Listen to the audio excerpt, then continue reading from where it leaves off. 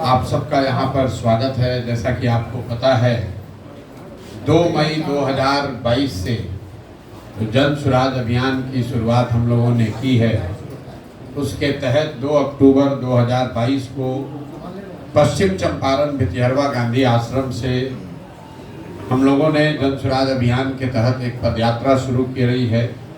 उस पदयात्रा को करीब करीब अभी 2 बरस होने को आए हैं। इन 2 वर्षों में बिहार के करीब करीब 60% गांव, पंचायत और विधानसभा क्षेत्रों को पैदल अभी तक हम लोग चल पाए हैं। चंपारण से चलकर उत्तरी बिहार के ज़्यादातर जिलों को कवर करते हुए अभी हम लोग सुपौल तक पहुँचे हैं। सुपौल के बाद अभी ये पदयात्रा वहाँ से अररिया, किशनगंज, पूर्णिया, कटिहार होते हुए दक्षिण बिहार में हम लोग पहुँचेंगे और फिर दक्षिण बिहार में भागलपुर, बांका, जमुई, मुंगेर करके उस शाहाबाद की दिशा में आएंगे। लेकिन यहाँ पहुँचने में अभी 6, 8, 9 महीने भी लग सकते हैं, क्योंकि अभी काफ़ी एरिया बाकी है। लेकिन 2 बरस के इस प्रयास में सोशल मीडिया या आप लोगों के माध्यम से बहुत सारे लोग जो साथी जन सुराज अभियान इस परिकल्पना से जुड़े हुए हैं, उनकी मांग पर मैं आज एक दिन के लिए आज आपके ज़िले कैमूर में आया हूँ। कुछ साथी जो यहाँ जन सुराज से जुड़े हुए हैं उनसे मुलाकात करेंगे। यहाँ पर बगल में रामगढ़ के आपके यहाँ उपचुनाव है, वहाँ पर जो जन सुराज से साथी जुड़े हुए हैं उनसे चर्चा भी करेंगे कि क्या वो चुनाव लड़ना चाहते हैं। और शाम में यहाँ के प्रबुद्ध लोगों के साथ एक बैठक करेंगे और फिर मैं कल सुबह यहाँ से निकलूँगा। ये पदयात्रा का हिस्सा नहीं है, ये सिर्फ एक परिचय का दौरा है। पदयात्रा जब यहाँ करने आएंगे तो कैमूर जैसे ज़िले में कम से कम 20 से 25 दिन मुझे लगता है एक ज़िले को पैदल चलने में। जब यहाँ आएंगे तो उतना समय यहाँ बिताएंगे, गांव-गांव जाना, लोगों से मिलना, जो जन सुराज की परिकल्पना है, जो सोच है, जो उद्देश्य है, उसको लेकर लोगों को जगाना, समझाना, वो काम जब मैं यहाँ पदयात्रा में आऊँगा तब करूँगा। आज सिर्फ जन सुराज से जुड़े हुए साथियों से मिलना, उनके सवाल का जवाब देना, संगठन की यहाँ पर रूपरेखा क्या होगी, उनकी भूमिका क्या होगी, इस दिशा में हम लोग बात करने आए हैं। आज की यात्रा का एक उद्देश्य ये भी है कि चूंकि जन सुराज परिवार से जुड़े हुए लाखों लोगों ने मिलकर ये निर्णय ले लिया है कि 2 अक्टूबर 2024 को जन सुराज अभियान के माध्यम से जुड़े हुए लोग मिलकर एक नया राजनीतिक दल बना रहे हैं। उस दल में जिन जिलों में पदयात्रा नहीं हुई है, वहाँ के लोगों के, संगठन से जुड़े हुए लोगों की भूमिका, उनका योगदान क्या होगा, उसको जानने समझने के लिए भी मैं आज यहाँ पर आया हूँ। आपके प्रश्न मैं लूँगा। उससे पहले पदयात्रा का जो संक्षिप्त मेरा अभी तक का अनुभव है, उसको संक्षिप्त 5-7 मिनट में मैं आपसे साझा करना चाहता हूँ। उसके बाद आपके प्रश्न लूँगा। पूरी पदयात्रा में 2 बरस करीब 5,500 गाँवों में पैदल चलने के बाद मेरा अपना मानना है कि बिहार में 3 जो सबसे बड़ी समस्या लोग बता रहे हैं। पहली समस्या है बेरोजगारी और पलायन का। ये 3 ऐसी समस्या है जिसको किसी वर्ग विशेष, जाति विशेष, समाज, गांव, जिला, पंचायत का समस्या नहीं है, सर्वस्पर्शी समस्या है। पहली समस्या है बेरोजगारी और पलायन। दूसरी समस्या है शिक्षा व्यवस्था का पूरी तरीके से ध्वस्त होना। और तीसरी बड़ी समस्या है यहाँ किसानों की बदहाली। अब जो पहली, मैं तीनों बात को थोड़ा थोड़ा आपको समझाऊंगा कि लोगों ने क्या बताया, हम लोगों ने जमीन पर क्या देखा। जो पहली समस्या है बेरोजगारी और पलायन, इस पर खूब चर्चा होती है।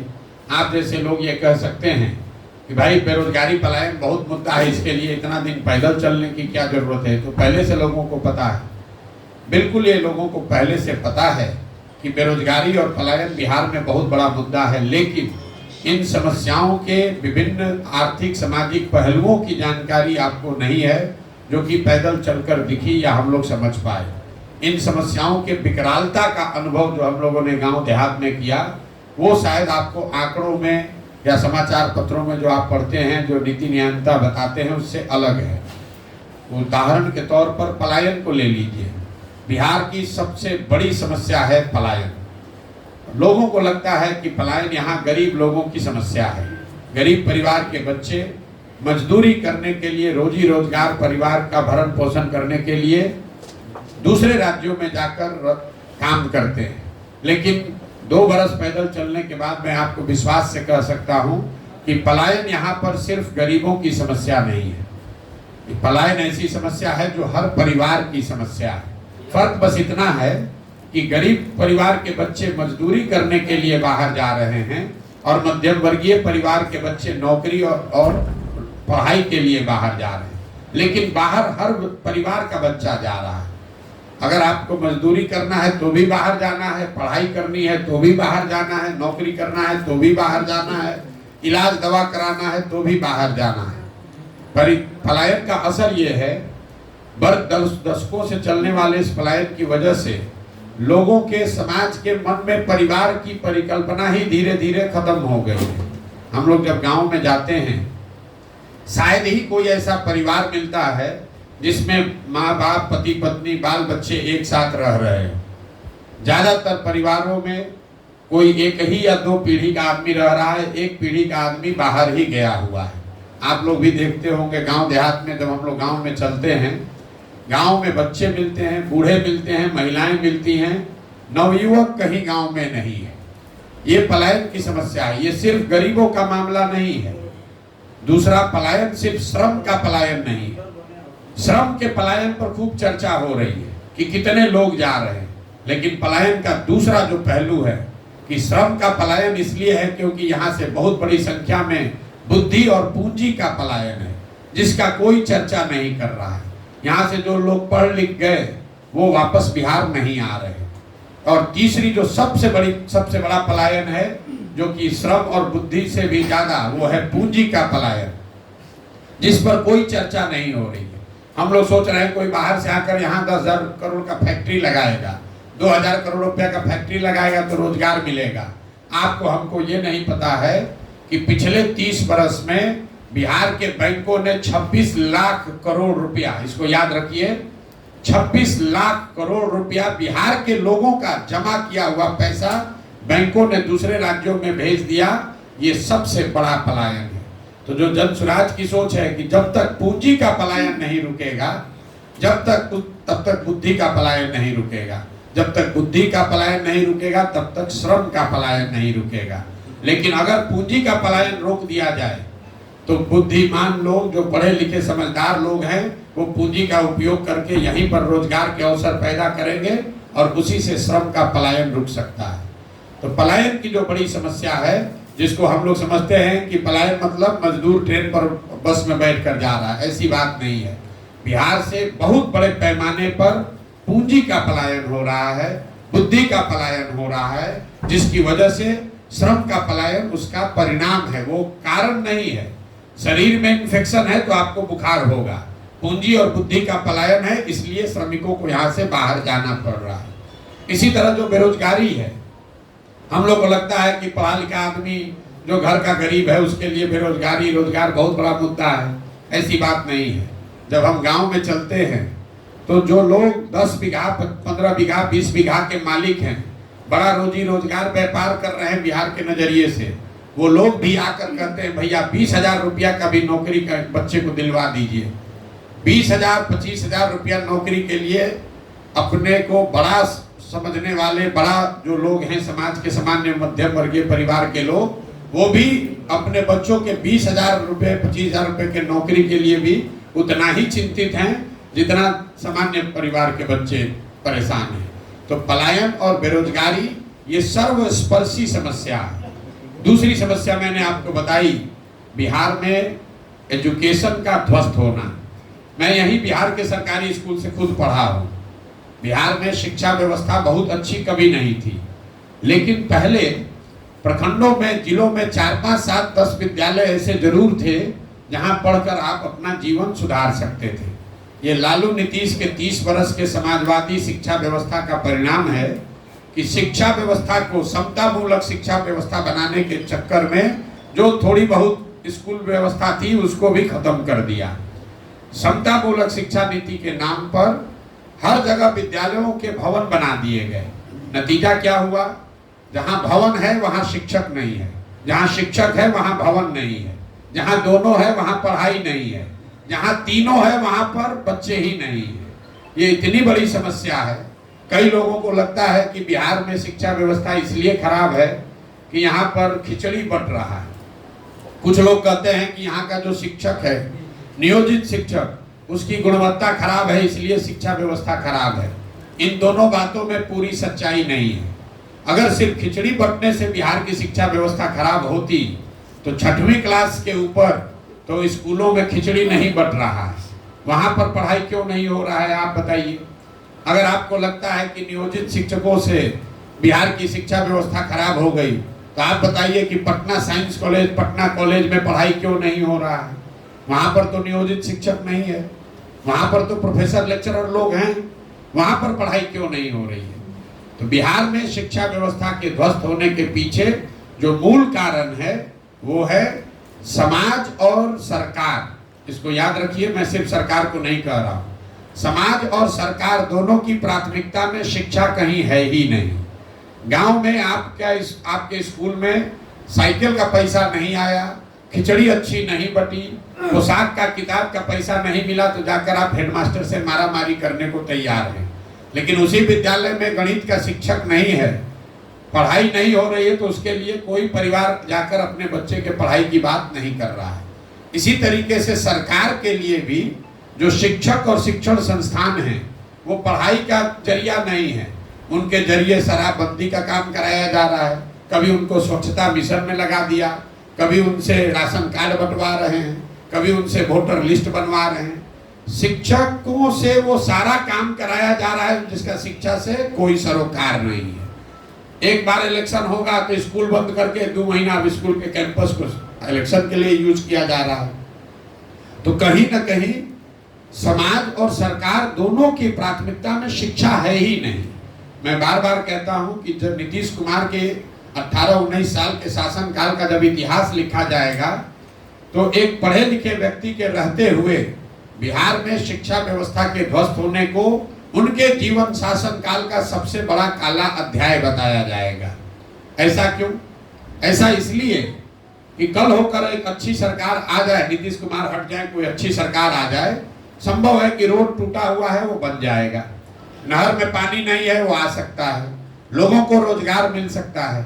लेकिन जो 2 पीढ़ी के लोग इस ध्वस्त शिक्षा व्यवस्था से पढ़कर निकल गए, अब अगर एक अच्छी सरकार आ भी जाए तो भी अब उनका जीवन सुधरने वाला नहीं है। उनको पूरे जीवन हर हालत में शिक्षित समाज के पीछे ही चलना पड़ेगा। बेरोजगारी, पलायन और शिक्षा के बाद जो तीसरा सबसे बड़ा समस्या दिख रहा है वो है यहाँ के किसानों की बदहाली। बिहार में जो किसान है वो देश के सबसे गरीब किसानों में है। इसका मूल कारण क्या है? इसके मूल कारण 3 हैं जो हम लोगों ने जमीन पर देखा। सबसे बड़ा कारण है कि बिहार में आजादी के बाद बिहार देश के एकमात्र वैसे बड़े राज्यों में है जहां भूमि सुधार को लेकर कोई काम, कोई प्रयास नहीं किया गया है। पूरा जो भूमि सुधार राजस्व का विभाग है वो अंचलाधिकारियों, उनके साथ जुड़े हुए 1-2 कर्मचारी और 5-7 अटर्नी जो विशुद्ध तौर पर दलाल हैं, इन्हीं के कंधों पर पूरी भूमि की यहाँ व्यवस्था है। नतीजा क्या है? यहाँ 1/3, ये आंकड़ा याद रखिए, जितनी खेती या योग्य जमीन है उसमें 1/3 जमीन के मालिकाना हक को लेकर डिस्प्यूट खड़ा है। या तो परिवारों में झगड़ा है, या मामला कोर्ट में है, या सरकार और जो जिसके पास जोत का अधिकार है उसके बीच में लड़ाई चल रही है। भूमि सुधार के लागू नहीं होने से भूमि की, जमीन की जो प्रोडक्टिविटी है वो कम है। अगर आपके पास जमीन है भी तो आप उस पर लोन नहीं ले सकते हैं, जमीन है भी तो उसको बेच नहीं सकते हैं, उसका क्लियर ओनरशिप फिक्स नहीं है। तो आप जमीन से सिर्फ खाने का उपाय कर पा रहे हैं, उससे कमाने का कोई उपाय नहीं कर पा रहे हैं। दूसरी जो किसानों की बड़ी समस्या है वो है यहाँ जल का कुप्रबंधन। जो हम लोग यहाँ बात करते हैं कि बिहार में बाढ़ बहुत बड़ा अभिशाप है, ज्यादातर लोग समझते हैं कि यहाँ बाढ़ बहुत आता है इसके लिए खेती और किसानों की हालत खराब है। मैं एक आंकड़ा आपको बता रहा हूँ, बिहार में टोटल जितनी खेती योग्य जमीन है उसमें 50% जमीन पर ही बाढ़ का खतरा है। बाकी का जो 50% जमीन है उसमें करीब करीब आधी जमीन जल जमाव की वजह से प्रभावित है, जहां सिर्फ एक ही फसल हो रही है। बहुत बड़े पैमाने पर जो नेपाल से लगते हुए जिले हैं वहां पर बाढ़ नहीं है, वहां पर नदियों के कटाव का मामला है। नदियों के रास्ता बदलने से हजारों एकड़ उपजाऊ जमीन, आज जो इस साल जो उपजाऊ जमीन है अगले साल वहां रेत पड़ जाता है। लोग ओवरनाइट खेतीहर से, किसान से मजदूर बन जाते हैं। जैसे ही आप नेपाल से लगते हुए जिलों से नीचे उतरेंगे, गोपालगंज में, सिवान में, छपरा में, मधुबनी में, दरभंगा में, खगड़िया में, बेगूसराय में, समस्तीपुर में, हर पंचायत में हजारों एकड़ जमीन ऐसी है जहां एक बार बरसात में पानी आ गया तो पानी 6 महीना 8 महीना निकलता ही नहीं है। तो मैं आपको ये बताना चाह रहा हूं कि बिहार में जितनी बड़ी समस्या बाढ़ की है उससे भी बड़ी समस्या खेतों में जल जमाव की है। बाढ़ है तो वहां 3 दिन पानी आया फिर भी कुछ हो जाएगा, लेकिन जो जल जमाव है वो परमानेंट व्यवस्था है, परमानेंट परेशानी है। उस खेत से जहां 2 फसल 3 फसल हो सकता था वहां एक ही फसल हो रहा है। दक्षिण बिहार में सूखे की बहुत बड़ी समस्या है, सिंचाई की समस्या बहुत है। एक आंकड़ा और याद कर लीजिए, बिहार देश का एकमात्र ऐसा राज्य है जहां पिछले 10 वर्ष में सिंचित भूमि की मात्रा 11% से कम हो गई है। जैसे आप गांव देहात में यहाँ देखते होंगे, लोग बताता है कि नहर में पहले पानी आता था, आजकल पानी नहीं आता है। तो नहरों के रख रखाव में जो कमी आई, जो नलकूप की व्यवस्था में कमी आई, उसके वजह से 11% सिंचित भूमि आज सूखे के चपेट में है। मतलब अगर 10 वर्ष पहले 100 एकड़ में नहरों और नलकूप से सिंचाई की व्यवस्था थी तो वो घट के अब 89 एकड़ ही रह गई है। लेकिन ये भूमि सुधार और जल कुप्रबंधन के बाद भी जो किसान यहाँ उपजा रहा है उसके परेशानी का सबसे बड़ा कारण ये है कि एक आर्थिक सर्वेक्षण बताता है कि बिहार में जो किसान जो फसल उपजा रहा है उसको उसका उचित मूल्य न मिलने की वजह से हर साल यहाँ के किसानों को 15 से 20 हजार करोड़ रुपए का नुकसान हो रहा है।